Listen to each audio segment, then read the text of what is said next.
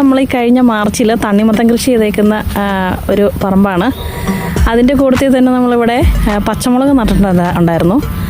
അതിൻ്റെ ഒരു വിളവെടുപ്പ് നടന്നുകൊണ്ടിരിക്കുകയാണ്. തണ്ണിമത്തൻ ചെയ്തതിന് ശേഷം ഇവിടെ പച്ചമുളകിന് പ്രത്യേകിച്ച് കാര്യമായിട്ട് വളങ്ങളോ ഒന്നും ചെയ്തില്ല. ആദ്യമേ ചെയ്തേക്കുന്ന വളങ്ങളും കാര്യങ്ങളൊക്കെ തന്നെയാണ്. പക്ഷെ നമുക്ക് അതിൻ്റെ ഒരു വിളവും കാര്യങ്ങളൊക്കെ ഒന്ന് നോക്കാം.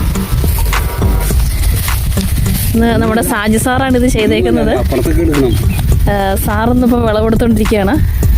പനിയും കാരണം മഴയൊക്കെ കാരണം എനിക്ക് ഇങ്ങോട്ട് വരാനേ പറ്റിയില്ലായിരുന്നു. ഇപ്പം ഞാൻ വന്ന് നോക്കുമ്പോണ്ട് സംഗതി മനസ്സാപ്പടെ നിറഞ്ഞു നിൽക്കുകയാണ്. അതേപോലെ മുളക് നമ്മുടെ SPCയുടെ വളങ്ങളുടെ ഒരേ ഒരു ഗുണമാണിത്. ഞാൻ എപ്പോഴും കുറച്ച് പറയണു, SPC അല്ലാണ്ട് വേറെ എന്ത് വളം ചെയ്താലും ഇതേപോലെ എനിക്ക് ഒന്ന് തിരിഞ്ഞു പോലും നോക്കാതെ വിളവാരിക്കലും കിട്ടുമോ? കിട്ടില്ല.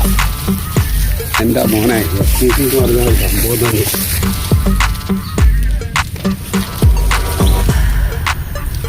ഇതിൻ്റെ മുളക് നോക്കി, ഒരു ചെടിയിലുള്ള മുളകാണ്.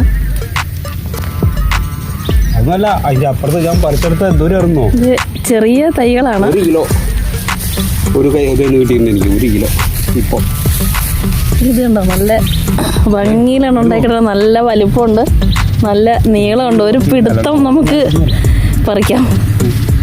ഓരോന്നായിട്ടൊന്നും പറിച്ചാൽ തീരത്തില്ല. ഇത് ഓരോന്നൊന്നായിട്ട് പറിച്ചാൽ തീരത്തില്ലെന്നാണ് സാറ് പറയുന്നത്.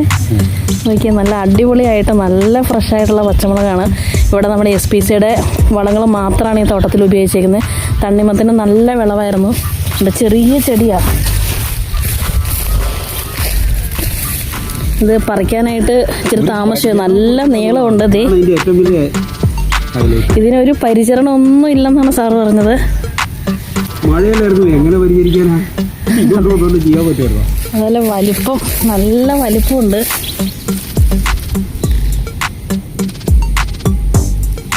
സൗമ്യ ഇതൊക്കെ എടുക്കുന്നേ. ഒരു ഒരു ഒരു ഒരു കൊമ്പന്